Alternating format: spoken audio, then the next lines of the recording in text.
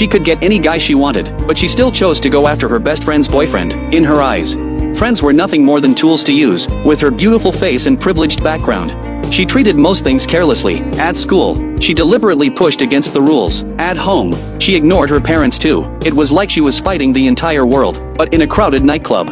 She was still the most eye-catching woman there. Her name was Reina. She never imagined that her constant recklessness and arrogance would be completely changed by a girl she'd long since forgotten. After a wild night at the club, Reina suddenly blacked out. She collapsed right there on the floor. When she opened her eyes again, she was lying in a hospital bed. The doctor first said it might be mild anemia, but they still needed more tests to be sure. Reina was bored out of her mind in bed. Then a nurse told her that a girl claiming to be her friend had come to visit. The girl's name was Maki, but Reina thought about it for a long time and still couldn't remember ever meeting her. Maki didn't seem to mind. She smiled and said they had been elementary school classmates as kids and were now even attending the same high school. Maki's warm concern made Reina, who was used to using people, feel strangely uncomfortable, so she could only act impatient and annoyed. The next day, after the tests were done, Reina was eager to check herself out of the hospital, and at the entrance, she ran into Maki again. Strangely enough, even though the ground was perfectly flat, Maki suddenly tripped and fell. Reina didn't help her up. She just stood there laughing at how clumsy she was. But Maki wasn't angry at all. Instead,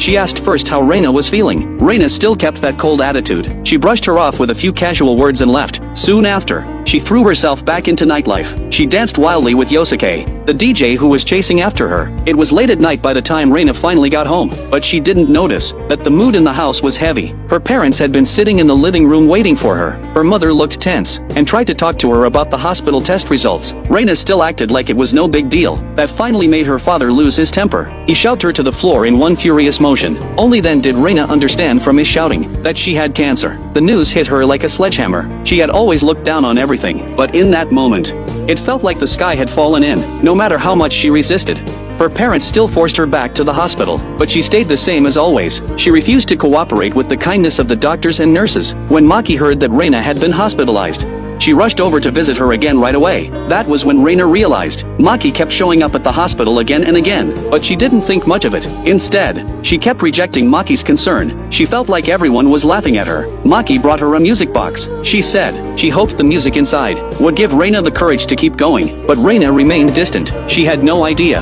that behind this gift was actually a very important memory. Before leaving, Maki carefully asked whether she could come visit again sometime. Reina just casually said, "Whatever," but Maki's eyes turned red in an instant, because in her heart, Reina had always been her most important friend. Even if she only got the smallest response, she was willing to stay by her side sincerely. But Reina didn't understand those feelings at all. She didn't